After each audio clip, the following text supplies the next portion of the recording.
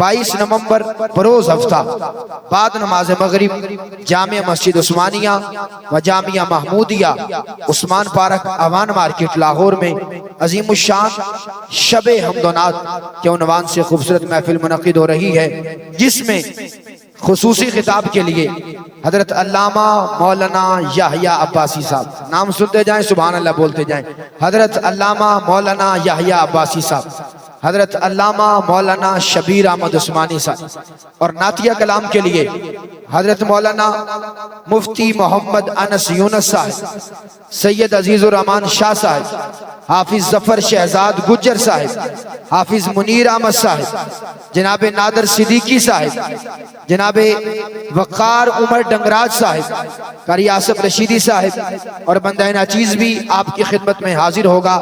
याद रहे इस महफिल में शुरका के लिए जितने भी अहबाब तशरीफ लाएंगे उनके लिए एक अदद उम्रा टिकट भी